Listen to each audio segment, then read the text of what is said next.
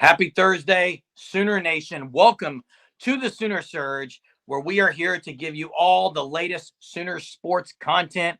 Today, talking about Sooner softball. Fall ball is literally just around the corner. October 2nd, the Sooners get underway with their fall ball battle series. They'll be playing each week, usually one game a week, October 2nd, October 9th, October 16th. That's kind of the rhythm. And then they'll have a doubleheader thrown in there. Patty Gasso will go against Jim Gasso in one of the matchups. Some intriguing things, but really, before we get started, check out the Fan Stop at thefanstop.com and sign up for the OU Shirt of the Month Club. Use code SURGE, get 10% off your first 3 months. Also, make sure you subscribe to our channel. Hey, guys, I think the most intriguing thing really isn't the fact that Patty's going to go against Jim Gasso, who it is that they're going when they play other teams. It's the fact that there is a whole lot of new faces within this program, and it's the new group. It's the passing of the torch, if you will. It's the four-peat that the question starts now on October 2nd when the fall battle series begins is, can this be a team that five-peats, that wins another one?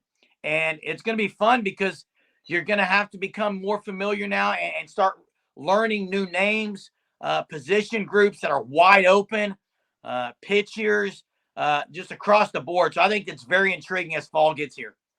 Yeah, definitely. And you think about it, Patty Gasso has had at her fingertips the greatest players, for Oklahoma in the history of Oklahoma softball, just over the last 4 or 5 years. And a lot of those are gone now. And so I'm super excited for this group because I think, and maybe, I don't know if Patty feels this way or not, but it's almost like, hey, this got to be a really good coaching job also with the talent because they're so young. I think it might be a challenge. It might be a new challenge that Patty's looking forward to. We'll see. But to me, you talk about a few of the players. You mentioned a lot of people returning, coming in from like recruits, but you also got the transfers. You got transfers that are coming in. You got to kind of mix and match those to see what kind of group you get together. But the two players that are coming back that everybody talks about, that talked about last year, are Cassidy Pickering and Ella Parker. What kind of jump are they going to make from year one to year two?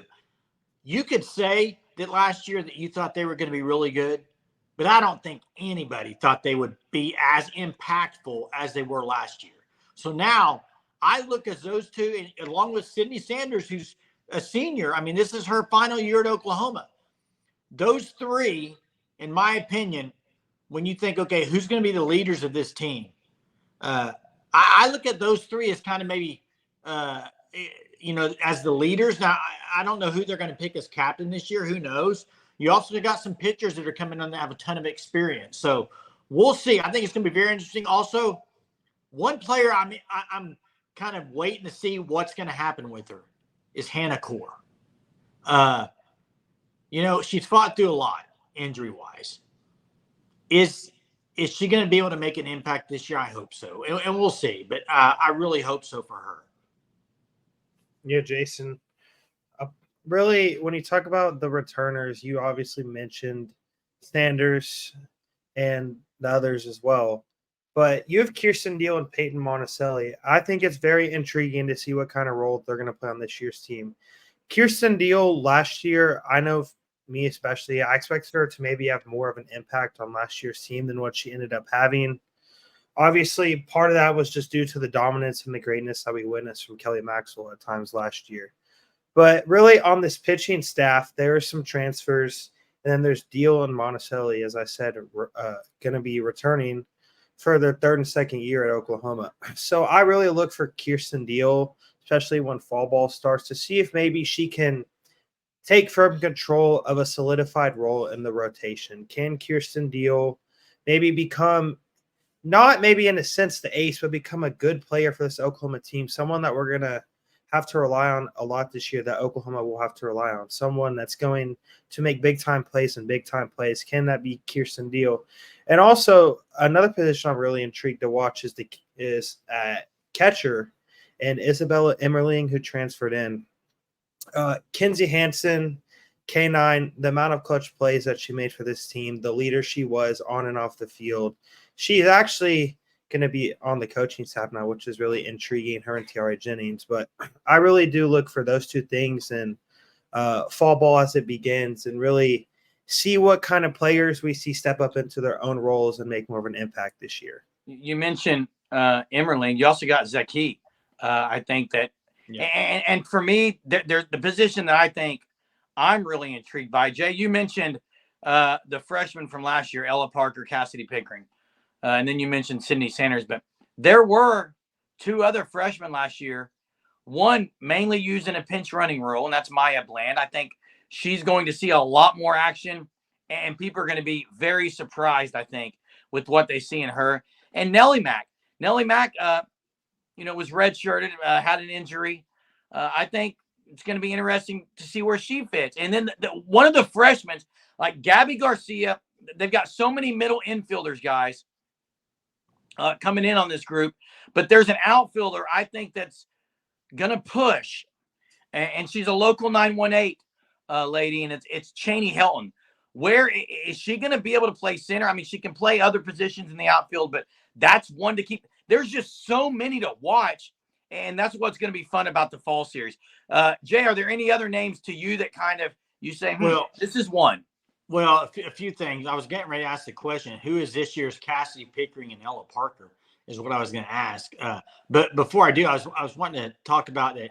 I hope, and this probably won't be the case, a lot of OU fans will be comparing these players to the ones that just left, the likes of Jada Coleman, Kenzie Hansen, and I hope that this team make a name for itself and not be compared to that group. And I think they will.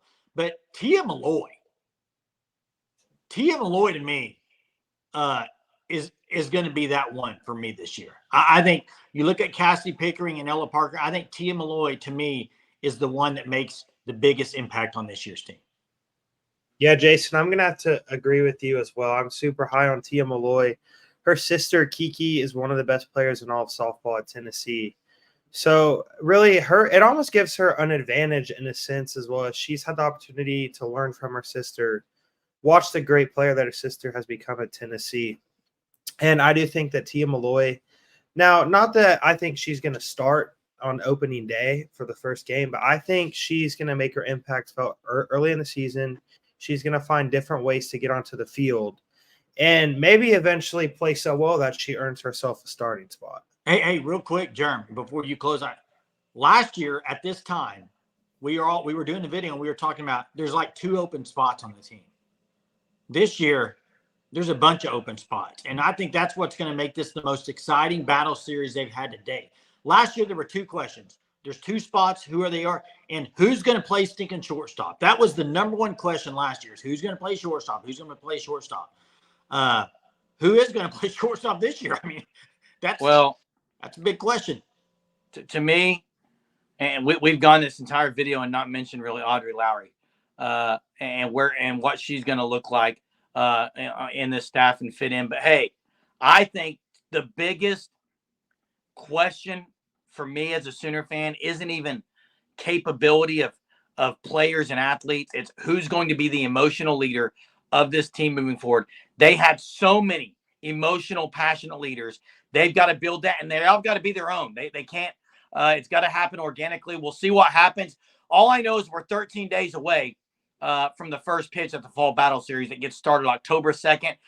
One unique thing is OU will be in Loves Field. All the amenities are there now. Last year they were not, so they are this year. That's another thing. And the statue is up. Patty Gasso statue. So 13 days away. Make sure you're subscribed to the Sooner Surge because we will be dropping content about each player as we get closer. And this is your one-stop shop for Sooner softball. So why would you not subscribe to the Sooner Surge? We'll catch you next time.